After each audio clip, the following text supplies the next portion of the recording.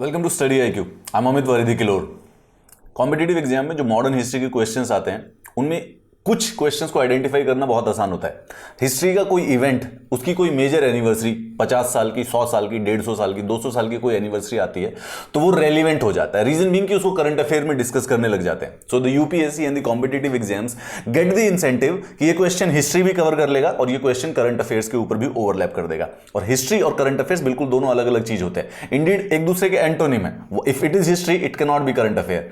तो ये जो पैराडॉक्स है, हिस्ट्री के इवेंट को करंट अफेयर्स के अंदर कवर करना, ये यूपीएससी को बड़ा पसंद है। सो कोई भी एनिवर्सरी आए, गांधी जी का बर्थडे आ गया, 150 साल हो गए, नेहरू जी के कोई 100 साल की एनिवर्सरी, किसी इवेंट की 100 साल की एनिवर्सरी हो जाती है, so they actually end up asking that question. और इस साल एक ऐसे ही हिस्टोरिकल इवेंट की 100 साल की एनिवर्सरी है which is called as the Malabar rebellion. आप जब मॉडर्न हिस्ट्री पढ़ोगे तो मॉडर्न हिस्ट्री में हमारा 1850 के बाद फोकस रहता है इंडियन नेशनल मूवमेंट के बारे में पढ़ने के लिए। हम 1850 से सबसे पहले जो हमारा फर्स्ट रिवोल्ट ऑफ इंडिपेंडेंस था 1857 में, उसको पढ़ते हैं। एंड फ्रॉम देयर ऑन हम 1885 बीच में जो ब्रिटिशर्स के ब्यूरोक्रेटिक प्लान्स थे जिसमें कुछ चेंजेस आए थे एडमिनिस्ट्रेशन में, उसके बारे में पढ़ते हैं। And then we immediately reach 1885 ताकि हम पढ़ सके कि कांग्रेस एस्टेब्लिश हो चुकी है।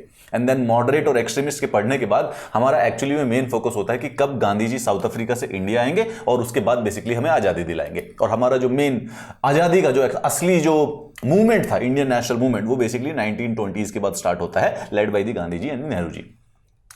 इनके साथ साथ अगर आप देखोगे अपनी हिस्ट्री बुक्स के अंदर तो कुछ स्पेसिफिक सेक्शंस ऑफ चैप्टर्स अलग तरीके से कॉन्सेप्चुअली बांटे गए हैं, जैसे कि सोशल मूवमेंट्स, रिलीजियस मूवमेंट्स, जो कि पैरेलल चलती है इंडियन नेशनल मूवमेंट के। सिमिलरली उसमें दो इंपॉर्टेंट मूवमेंट होती हैं जिसको कहते हैं pageants movement and tribal movement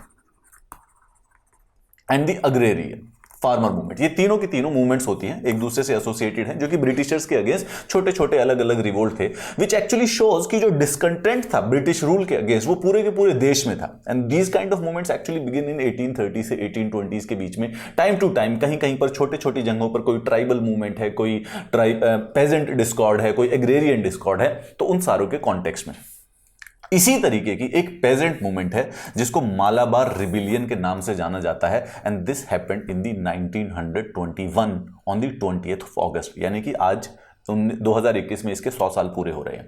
ये एक बड़ी आइकॉनिक सी फोटो है जिसमें मोपला प्रिजनर्स को बेसिकली ट्रायल के लिए ले जाया जा रहा है। These were the people who revolted against. अब इसके अंदर कुछ कॉम्प्लेक्सिटीज हैं, इंटरेस्टिंगली इनफ थोड़ी सी कंट्रोवर्सी भी क्रिएट हुई है इससे associated. So let's try to understand कि पहले तो ये इवेंट क्या था and what exactly is the controversy after 100 years of an historical event.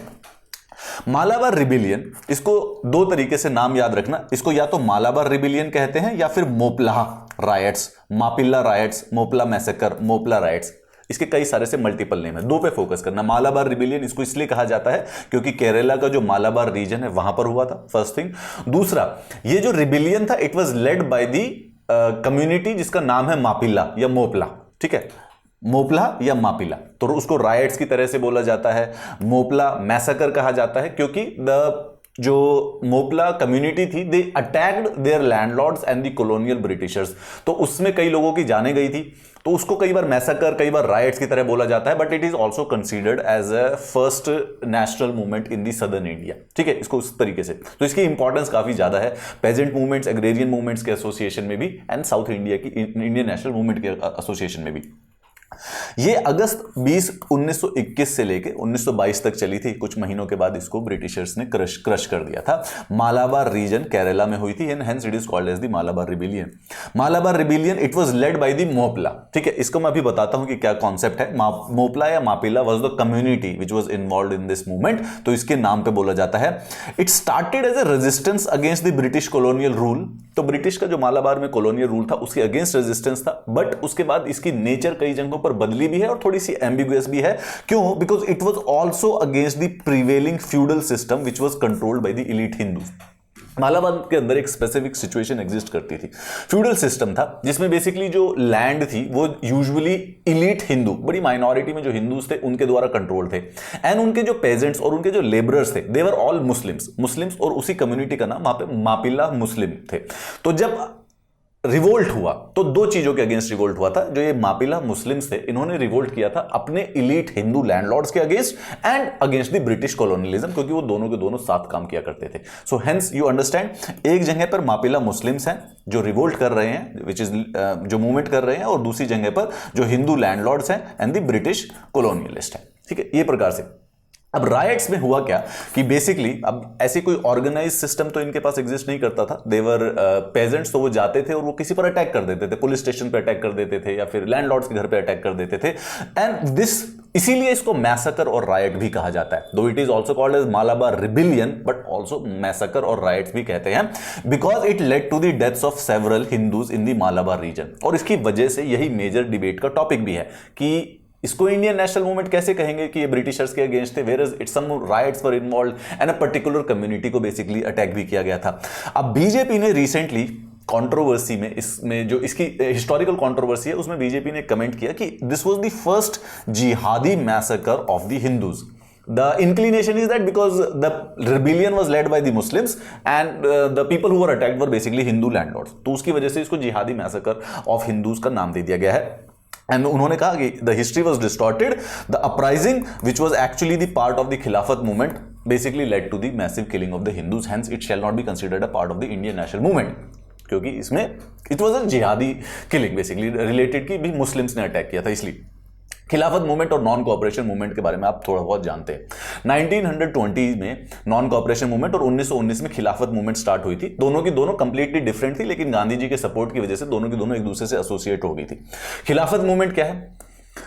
World war 1 के अंदर जो ओटोमन एम्पायर था, यानी कि प्रेजेंट डे टर्की आप समझ लीजिए, ओटोमन एम्पायर वॉज डिफीटेड। ठीक है, ब्रिटिश वाला जो साइड थी वो जीत गई थी और जो जर्मनी वाली साइड थी वो हार गई थी। तो जर्मनी के साइड ओटोमन एम्पायर भी था।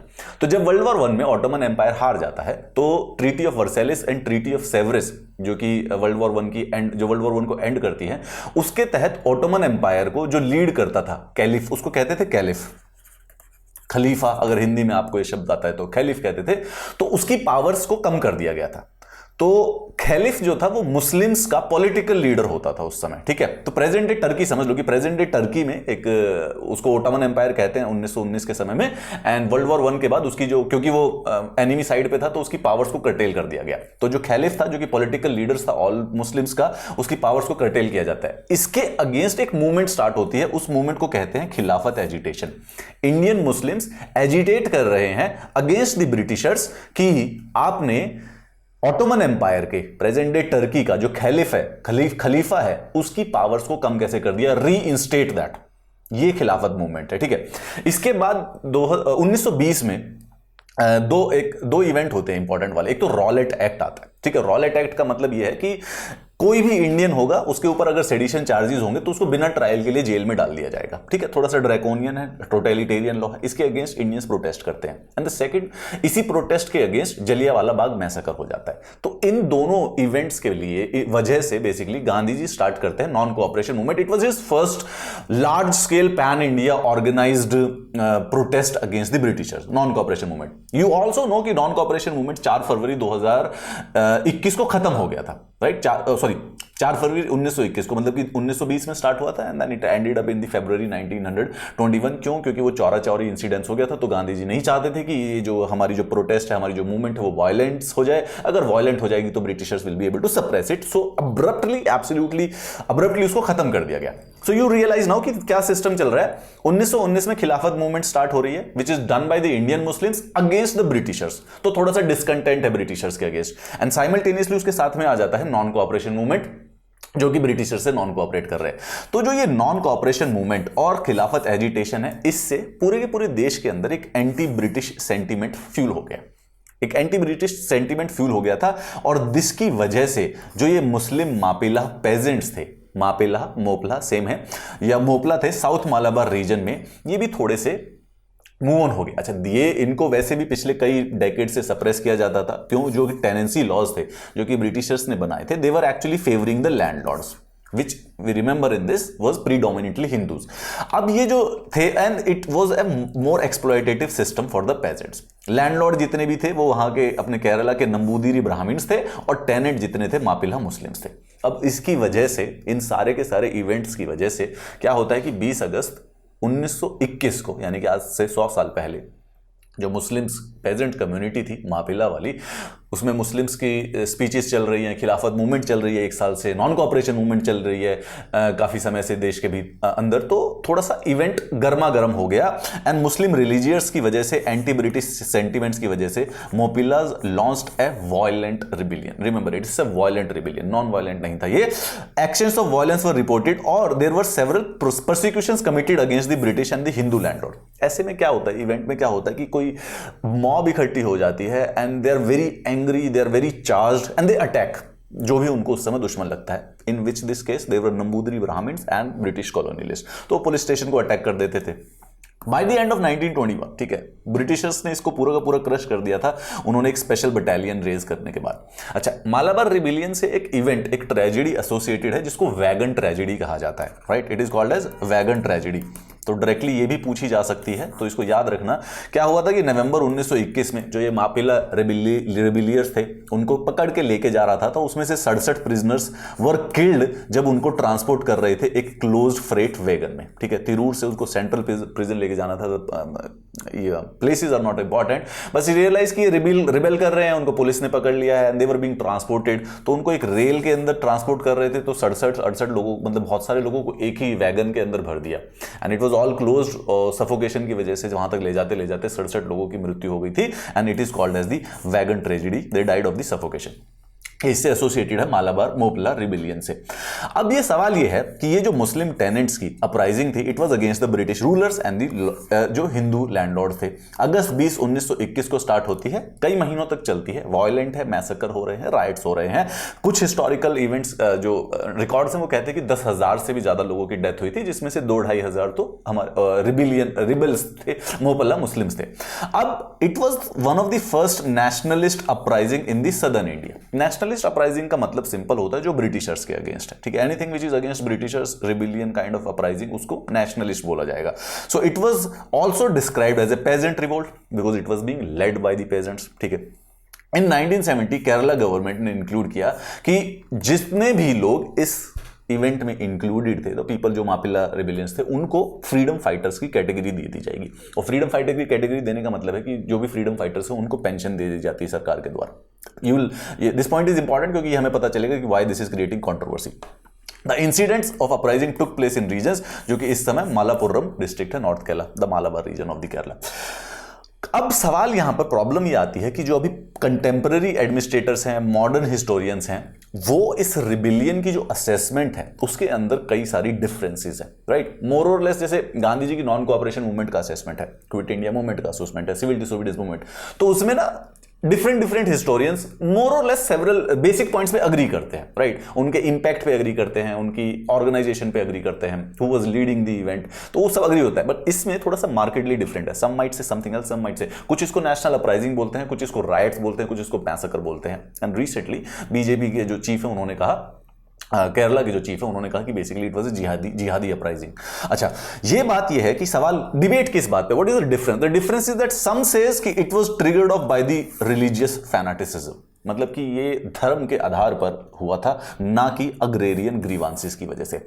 पेजेंट रिवोल्ट का मतलब हुआ कि भाई कृषि से एसोसिएटेड एग्रेरियन ग्रीवांसेस, जो कि लैंडलॉर्ड की वजह से या टेनेंसी लॉज की वजह से या ऑपरेसिव ब्रिटिश कॉलोनियल टैक्सेशन की वजह से होती है, उसको कहते हैं एग्रेरियन ग्रीवांसेस की वजह से होने वाले अपराइजिंग्स।